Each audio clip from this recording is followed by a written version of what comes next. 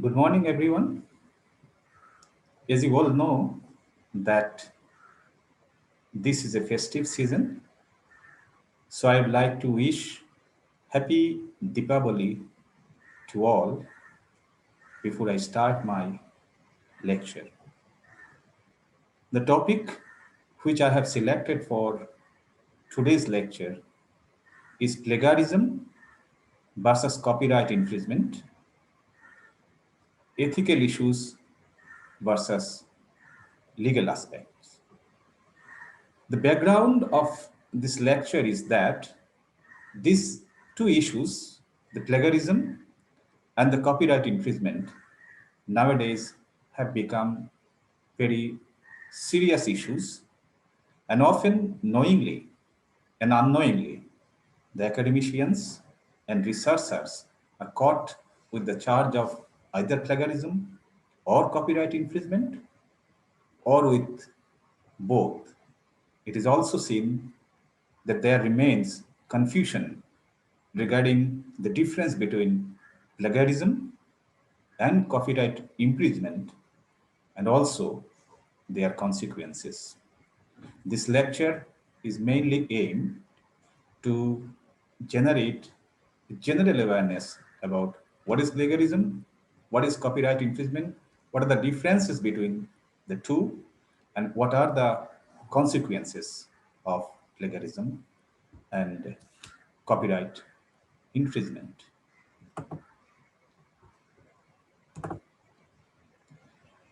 Look at the title of this presentation, the plagiarism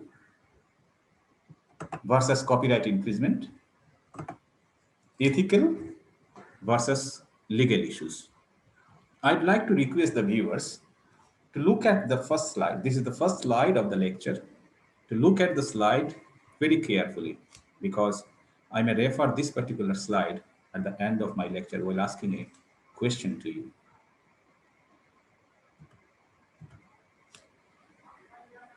You can see another title here, natural product and its derivatives as R&D flux inhibitor in silico and in vitro appraisal. And my name is written at the end of that, Professor M. Datta Chaudhary Atel. Now you may ask me a question why I am showing this title, because the title of my presentation is copyright infringement, plagiarism versus copyright infringement, but I am showing another title in the third slide. The reason for showing this particular slide is that this is the core research area where I am working. And this is a paper published in, in an international journal. But I presented this lecture titled Natural Product and Derivative as R&D flux pump inhibitor in silico and in vitro appraisal in an international conference at IIT Kharagpur in 2018. Also, I presented the same lecture in Guwahati University in a national seminar organized by Department of Botany in 2019. And also, I was supposed to deliver the same lecture in my own university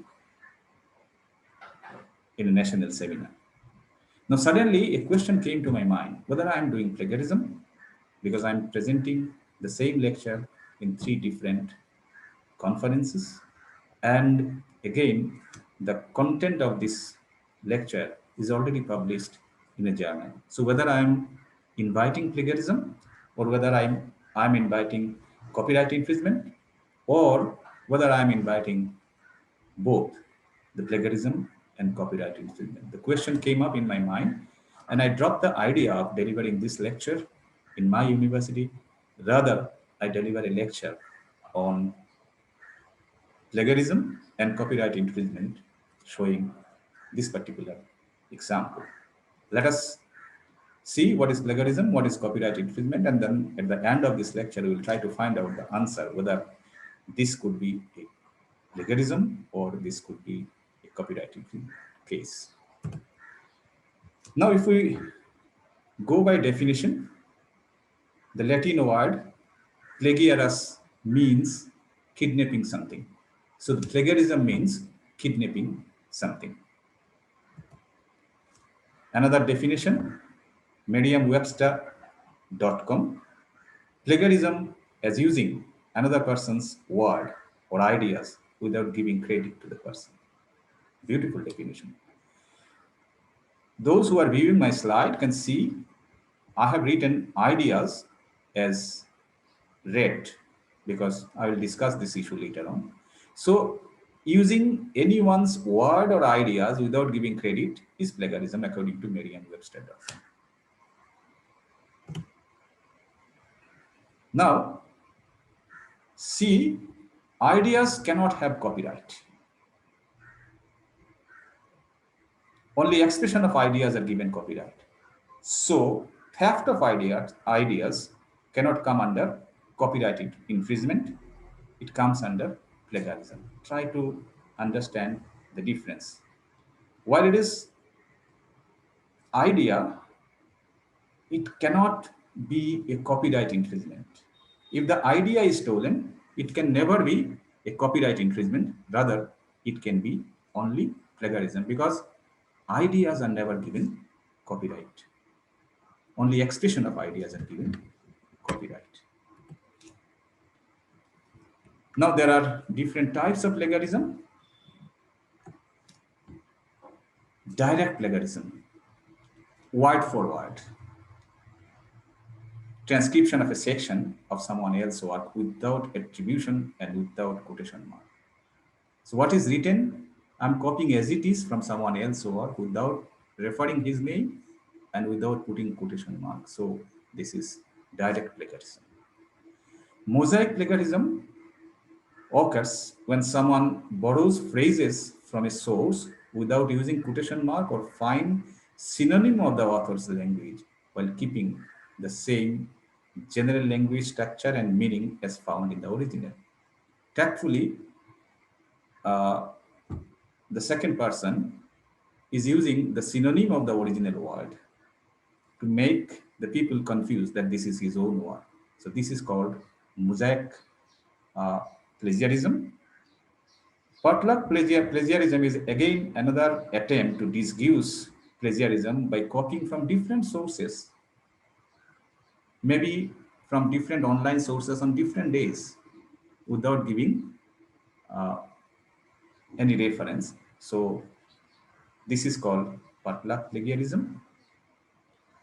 And then another plagiarism is self-plagiarism.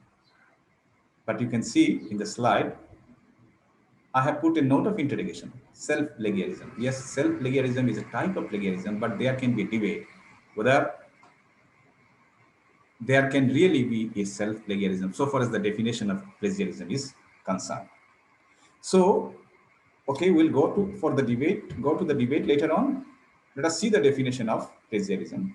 A type of plagiarism in which writer publishes a work in its entirety or reuses portion of the previously written text while authoring a new work. So the definition itself says there may be two different types of self-plagiarism. Publishing same research paper in two different journals, it's a self-plagiarism. And also reusing portion of already published paper in a second paper is also plagiarism, is a self-plagiarism. Now, in the next slides, I'll be discussing whether there can be really anything as self-plagiarism so far as the definition of plagiarism is concerned. Again, plagiarism may be classified into two different types, intentional and unintentional. Remember, whether it is intentional or unintentional, no question, plagiarism is academic dishonesty. So intentional plagiarism may include copying a friend's work while sitting in the examination hall, copying someone else's answer script. So this is intentional plagiarism. Buying or borrowing paper, intentional plagiarism. Cut paste technique is intentional plagiarism. Unintentional plagiarism may occur when there is careless paraphrasing. While paraphrasing a particular passage, the author is very careless. So, because of his carelessness, he is unintentionally keeping some of the original text. So, this is unintentional plagiarism, occurs because of careless paraphrasing, poor documentation. The author does not know how to document, how to refer the original work. So, because of poor knowledge in documentation, unintentional plagiarism occurs. And the most important one is failure to use own voice. Sometimes it happens. So, with the research scholar, they are very good in the laboratory, but while writing their own work, they cannot express their own voice. So, they try to copy the voice of someone else unintentionally. So, this plagiarism, unintentional plagiarism occurs. Particularly, most of the beginners in the field of research, the failure to use own voice becomes a major factor so far as the unintentional plagiarism is concerned. Now, let us discuss what is copyright. Copyright law gives a copyright holder a set of rights that they and they alone can exploit legally. So if I publish a book, the copyright authority will give me some right so far as the publication is concerned. And those rights include right to reproduce a work. If I am having the copyright of my book, I can produce as many copy as I require at any point of time. No one can challenge it. So this is the right given to me. Right to create derivative of work based upon it. Now, like I have the first edition of the book is published, I have the copyright. Now I need to produce the second edition of the book, derivative. So I can go for it, no issue. Right to distribute copies. I can give free copies to anyone. No one can challenge. So this is my right because I have the copyright. Right to publicly display or perform the work. I can display my work publicly anywhere, no one can change. So these are the rights given to copyright holder by copyright authority while granting the copyright to a particular writer. Now, another important feature of the copyright is that copyright is given for the lifetime of the author and 60 years beyond. So even after the death of the writer, his or her legal heir will enjoy the copyright till 60 years of his death. And after that, his writing or painting or whatever it may be, for which the copyright is given, will become the common man's property. Please note that in mind. The copyright is given for lifetime of the author and 60 years beyond. US Copyright Office says copyright infringement occurs when a copyrighted work is reproduced. So a particular book is under copyright at this moment. If I reproduce this to a large scale, this is a case of copyright infringement. If I distribute it to a large gathering, this is a copyright infringement. Or if I made a derivative of the work without permission of the copyright owner. Like taking major portion of the work, I can go for preparing a derivative of the work without giving credit to the first author, without taking his permission. That is a case of copyright infringement. But the interesting thing is that, please note it down, not all plagiarism are copyright infringement, and not all copyright infringements are plagiarisms. Though there's a lot of overlap between them, and there is a lot of areas where they diverge. This is the basic thing. This is the basic relationship between plagiarism and copyright infringement. Please carefully remember, I will show you with example. Not all plagiarism are copyright infringement. So copyright infringement and plagiarism are two different things. Not all copyright infringement are plagiarism, but there are some gray areas where they overlap. I will show in a slide what are the areas they overlap. Now remember, copyright infringement has one victim, that is the copyright holder. If a book is under copyright and I'm having the copyright, if someone has copied it, distributed it to mass gathering, to huge number of population, I have been cheated. So the victim is only me. But if it is a plagiarism, it may have two sets of victims, the copyright holder and people who are lied to about the origin of the work. Because I have infringed copyright, and again, I'm telling you that this is my work. Actually, it is not my work, it is the work of the original author. But I have, and the book is under copyright infringement. So what I have done, I have reproduced it with my name. So I have cheated the original writer of the book. At the same time, I have lied to the others about the origin of the work. I'm telling that this is my work, but this is not my work. So copyright has one victim, plagiarism may have two sets of victims. Most importantly, remember, plagiarism is an ethical construct. Here lies the confusion. The academicians and the researchers are confused so far as the difference between plagiarism and copyright infringement. I have seen some of my colleagues are even confused. What is the limit of plagiarism and what is the limit of copyright infringement? Plagiarism is an ethical construct and copyright infringement is a legal one. So alternatively, otherwise I can tell the copyright infringement is a criminal offense, but the plagiarism is not at all a criminal or a civil offense. That is the basic difference between plagiarism and copyright infringement. You should remember. Again, the interesting point is it's possible to infringe a work without plagiarizing it. And it's equally possible to plagiarize something without committing copyright infringement. See the complication. One can infringe without plagiarizing. And again, one can equally plagiarize without committing copyright infringement.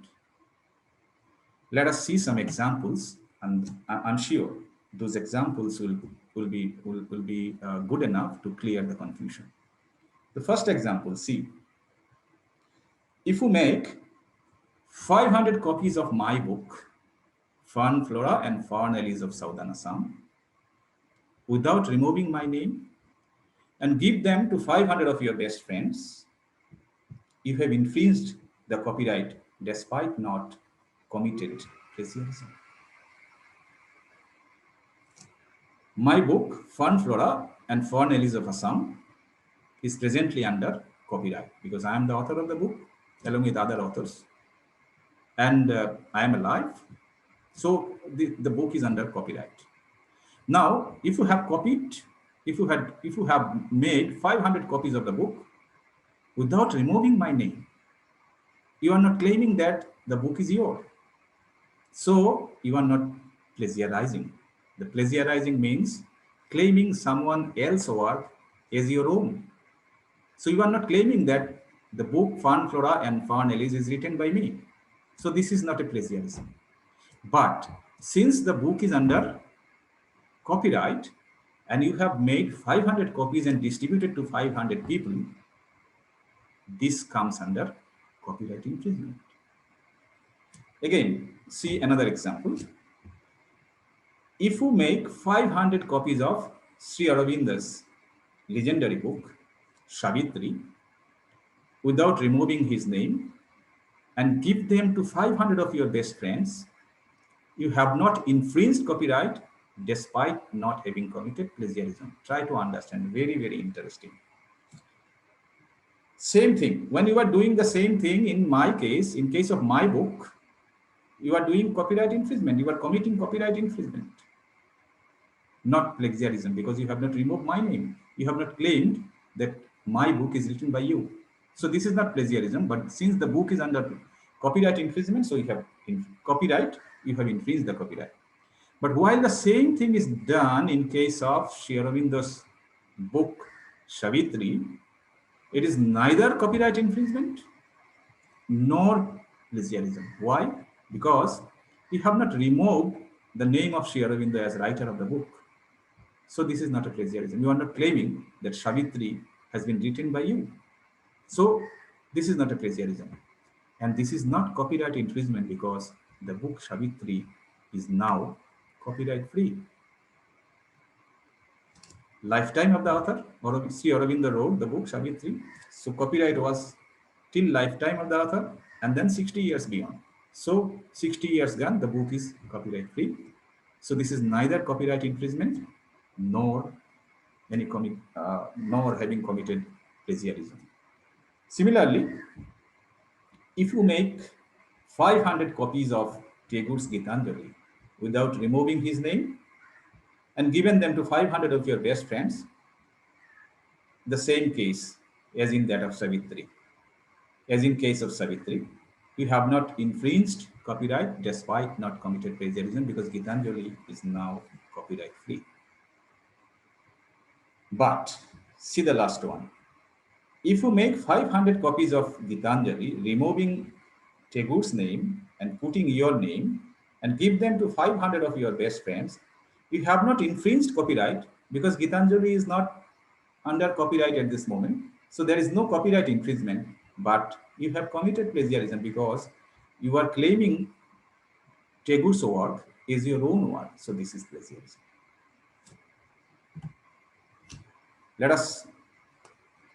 Let me cite an example from the real life situation. There is a case happened in Assam University. So I'm citing real life example from real life situation, and that will, I'm sure, that will help in better understanding of the situation. And before presenting this slide, I have taken permission from the respective supervisor who is involved in this particular work. See, Shamiran Malay Rajkhoa, a student of Assam University, did MSc dissertation on study on dragonfly diversity in two different ecosystems in and around Assam University, Ecoforest and Iron Mara. And this work was done under supervision of Professor Parthankar Chaudhuri in 2014. The student got the degree and the copy of the dissertation was stored in departmental library. That's fine, end of the story. The student submitted the dissertation under a particular supervisor, got the degree and left the department. In 2020, only a few days back, a paper titled Diversity Studies of Dragonfly in Two Different Ecosystems of Silchar, Assam appeared in the Journal of Entomology Research, authored by Nakul Niyog and Shamiran Malay Rajkhoa. Very interesting. The study area remains same, the data and write-up remains same as that of the said dissertation. So what is the change? Change is that in place of Professor Parthankar Chaudhuri, who was supervisor for that particular dissertation, Nakul Niyog's name entered and the work has been published. Nakul Niyog, remember, the data remains same. There was no additional work. It's not that Shamiran Malay Rajkhoa's work has been extended by Nakul Niyog and incorporating Shamiran Malay Rajkhoa's name, he has added his name. No, it's not. He has not contributed anything to that particular work. Only thing may be that he has written it in the paper from the dissertation and published it. Now, once upon a time, Nakul Niyog was student of Assam University, but now registered PhD scholar of Dibrugarh University under Dr. Pankaj Chetia, who did his PhD from Assam University. This means there is academic connectivity between Dibrugarh University and Assam University. Nakul Niyog did his MSc in Assam University, doing PhD in Dibrugarh University, and his guide did PhD in Assam University. So academically, both the university are in collaboration. Now, the important questions are, is it a case of copyright infringement? Is it a case of plagiarism? is it a case of both copyright infringement and plagiarism? It cannot be a case of copyright infringement because the MSc dissertation was not published. There was no copyright for that particular work. So it cannot come under copyright infringement. But can it be a case of plagiarism? Yes, because Nakul Niyog had no contribution in that particular work. So for him, this is absolutely plagiarism. Plagiarism. Is it a case of copyright infringement and plagiarism both? No, it's a case of only plagiarism. Now, the important question is, what can be the nature of punishment for individual author of the paper? Yeah. Nakul Niyog, as I said, it is an ethical construct. It's not criminal offense. So someone cannot be put in jail because of plagiarism. But in an academic, this is academic dishonesty, but in academic institution, there are different systems of punishment. So Assam University could impose punishment to Nakul Niyog with the charge of plagiarism.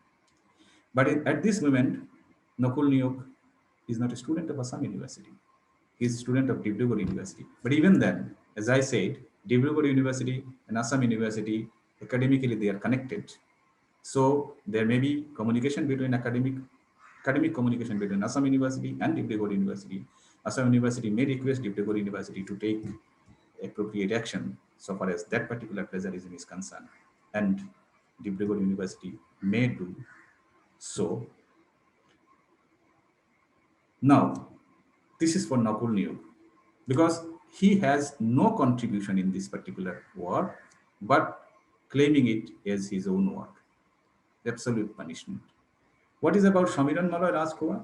Shamiran Malay Rajkua originally did the work, but his supervisor, Professor Parthankar Chaudhary, had his intellectual input in that particular thing. He has been deprived. So this is a kind of partial plagiarism. Shamiran Malay Rajkua alone did not perform the work. While doing the work, Parthankar Chaudhary had his own intellectual input. So Shamiran Malay Rajkua should have included Parthankar Chaudhary's name as one of the authors. This he has not done, so he also deserves punishment. Okay, so both Nakul Niyog and Shamiran Malay Rajkua both can come, both may be charged for plagiarism. But the story is closed because Professor Parthankar Chaudhary, while he raised his voice, Nakul Niyog has withdrawn his paper, so story is ended here. But this is for an example. I'm citing this so that in future no one should do this. If this is done, this can be charged. Now, what can be the punishment? Yes, Dibrugarh University may request, Assam University may request Dibrugarh University for imposition of punishment to Mr. Nakul Niyog, and Dibrugarh University may suspend him, may cancel his registration. These things will never happen now because the matter is sorted out. Nakul Niyog has withdrawn his paper. But if the paper is not withdrawn, there could be a punishment like this. Even his PhD registration may be cancelled because of the plagiarism. He could be suspended. He could be expelled from the institution. These are the provisions the institution may apply. Again, you see, the plagiarism often cover things that are not covered by copyright. As I said, ideas, facts, and general plot elements that all can be plagiarized. But there is no copyright infringement. As I said, the idea is not given copyright. The expression of idea is only given copyright. So, this theft of idea, only issue can be the plagiarism, not the copyright infringement. This is the beautiful slide. Participant can very easily understand the difference between copyright infringement and plagiarism and what are the areas they overlap. See, beautifully it is written. When you do not say where you took it from, this is plagiarism. And this is a moral issue. When you take it without permission of the original author, this is a legal issue and this is copyright infringement.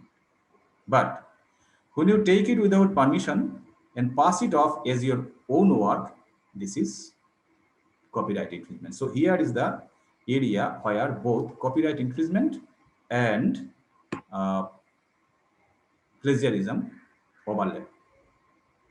Okay, beautifully. This slide is excellent. I have copied this slide from somewhere else.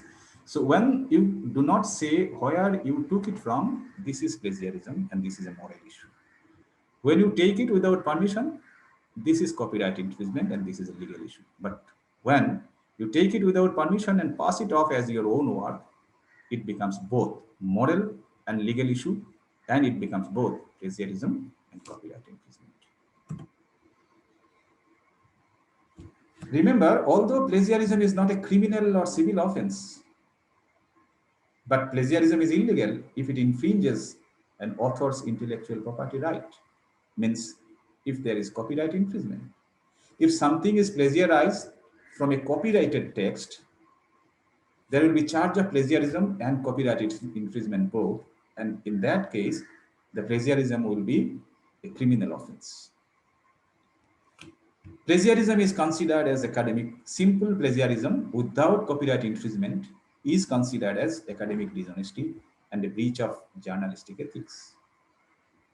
Remember, plagiarism is not in itself a crime. As I said, only plagiarism is not a crime. It's an academic dishonesty. But it can constitute copyright infringement, which is crime. So be careful. The most important point, how to avoid plagiarism. As I said, even unintentional cases, there may be plagiarism.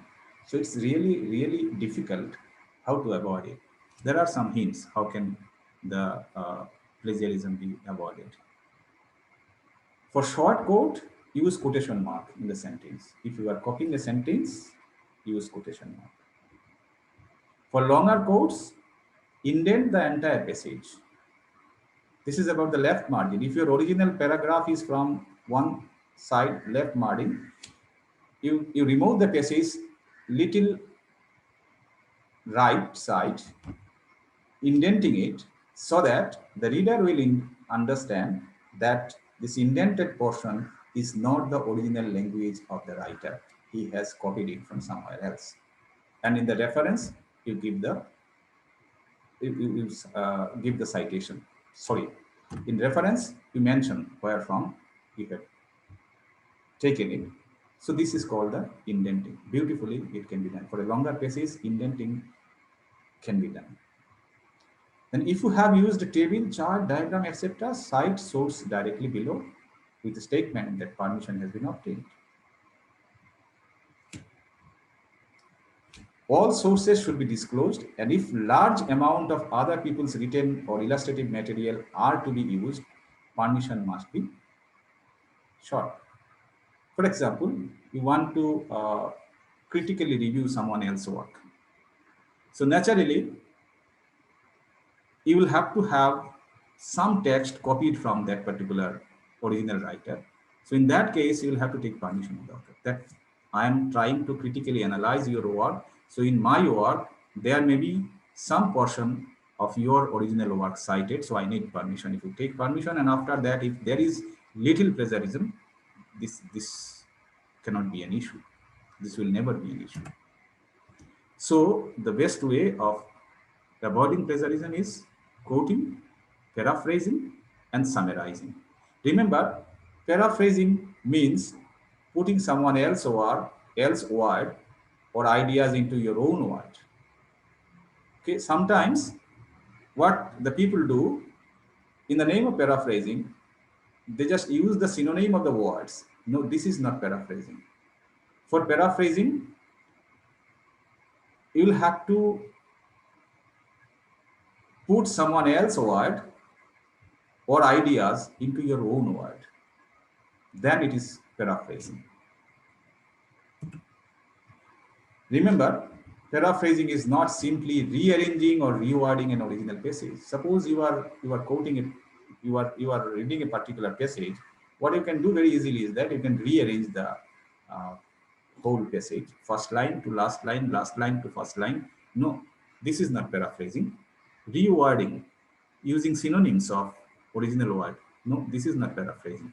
Paraphrasing means you will have to understand what the author is saying and write the ideas entirely in your own word. Write the ideas entirely in your own word. And what, from my practical experience, what I'm telling, the best way of avoiding plagiarism is this is my own experience, practical idea. The best way of avoiding plagiarism is to read the study material, either digital or hard copy, whatever it may be, close it and start writing. Like if you are reading from laptop, tab, or any other electronic media, better to close the source before you start writing. And while reading, you may note down some important points, small points. But while you will start writing, close the original source. Otherwise, the original source will always try to dominate you, always try to influence you, and even unintentionally, some of the original sentence, some of the beautiful original sentence will influence you, and unknowingly, you will copy those sentences in your writing, and you will invite plagiarism. So the best source, the best way, best mechanism to avoid plagiarism is to read, close the study material, and then start writing. This is my personal experience. I'm sharing with you. 15%, below 15% plagiarism is okay, no issue. And you know that there are different softwares which can detect the plagiarism.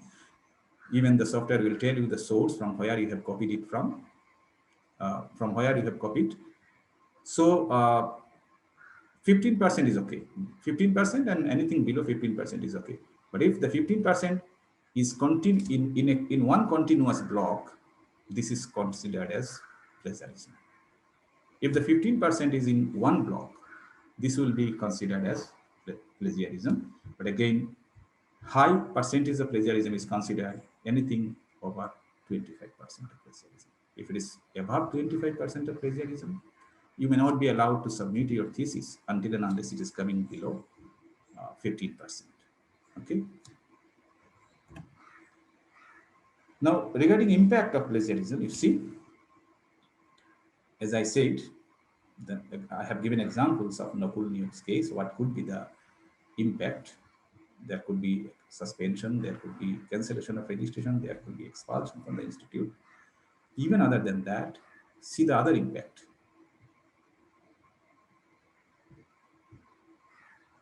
March 17, 2007, a news appeared in the paper Hindu. R.A. Mashelkar resigns from patent panel following plagiarism charge. This was the headline of the news.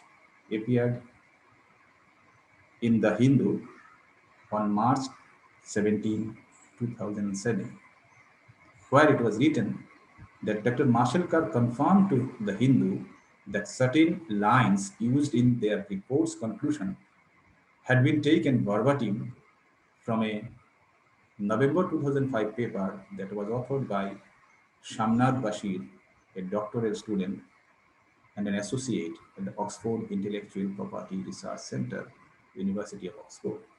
So, while giving interview to the newspaper, Dr. R.A. Mashelkar, he was, as you know, we all know that he was Director General of CSIR. He agreed that something has been copied from Shamnad Bashar's doctor work, and as a moral responsibility, R.A. Mashelkar resigned from the patent panel following this plagiarism charge. See, they are the great personalities. What happens? Sometimes the scholar do the mistake. The scholars do the mistake, and the supervisor is caught, the mentor is caught with the charge. So, it's the responsibility of the scholar also to see that the supervisors are not blamed. So sometimes what happens, the scholar will write something, prepare something, and the mentor will sign without checking the plagiarism or whatsoever, copyright infringement and all. And once it is published, both the scholar and the supervisor will be charged.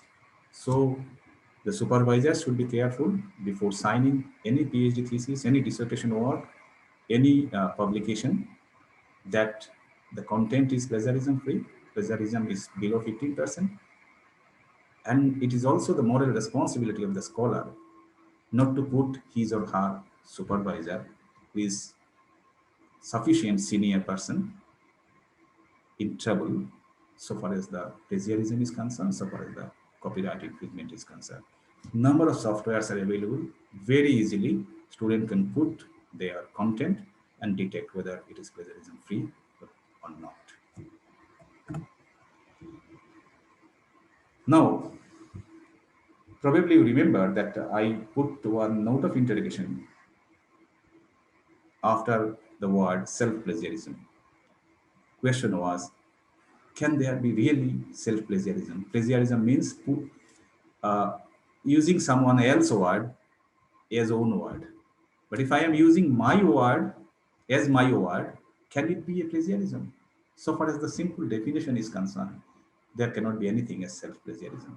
But remember, when such type of self-plagiarism is related to publication of two papers, publication of one single paper in two different journals, this is definitely going to invite copyright infringement. And in this case, the self-plagiarism may be a big problem. It may be a criminal issue or a civil issue.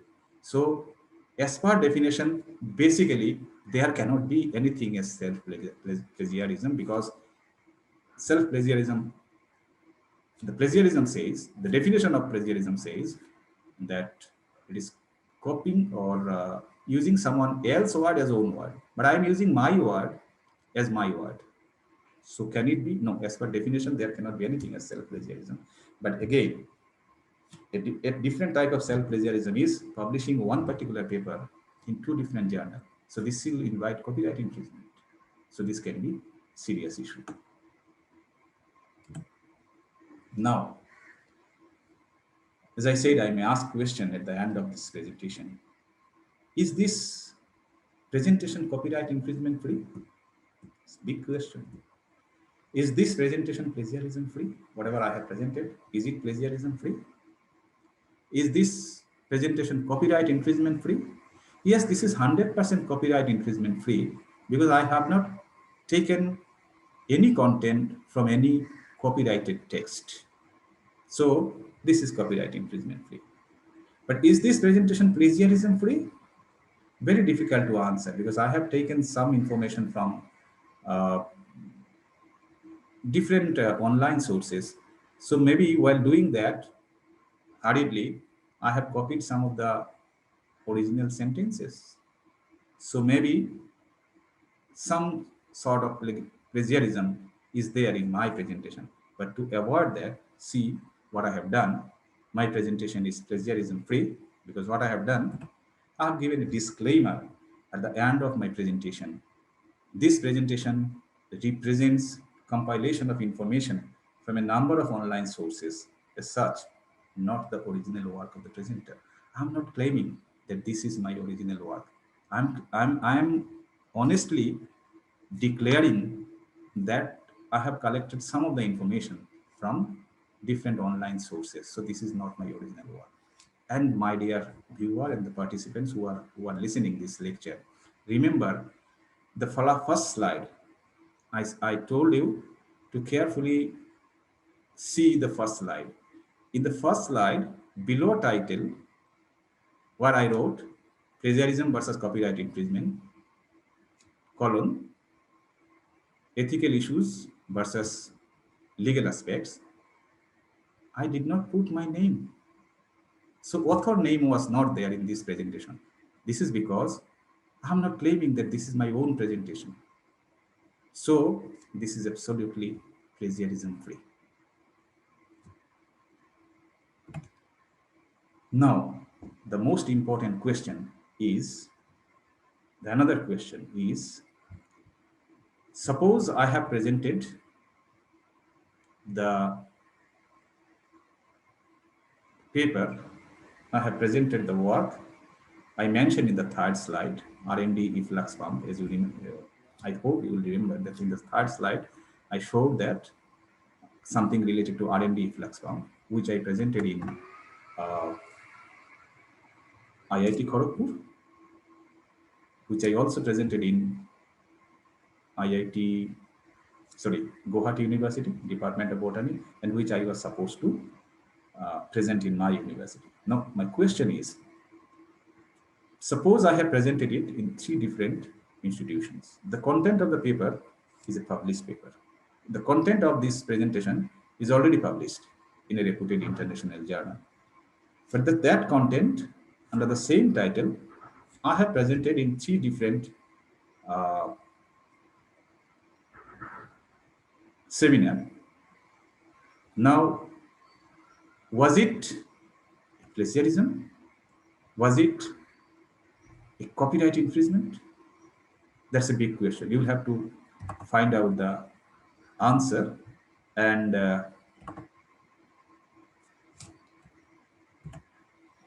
if you can answer this question, it means you have understood everything what I said in this presentation. And if you cannot answer this question, it will mean that you have understood nothing of what I have said in this lecture. My dear participants, go back with this question in mind and try to find out the answer. If presentation of same lecture in 3 different institutes, 3 different organizations, in 3 different conferences, and the content of which is already published in a reputed international journal, can invite either plagiarism or copyright infringement, or both plagiarism and copyright infringement. If you can answer, this is good. If you like to, if you have any confusion, you can talk to me, even over phone. The organizers may have my phone number. You can collect my phone number from them and contact me at any point of time saying that this is my answer. Yes, it is plagiarism. What is the reason? Yes, it is copyright infringement. What is the reason? Or you can come with an answer that no, it's not copyright infringement or plagiarism, both. Why? What are the reasons? I shall be happy if some of the participants, some of the listeners of this lecture phone me and can give their own opinion about the question which I have asked at the end of this presentation. And I'm sure some of the participants will at least be able to answer my last question. Thank you all. Thank you for your patient listening of this program, and hope in future we'll again meet, we'll again have some academic interaction. Thank you all.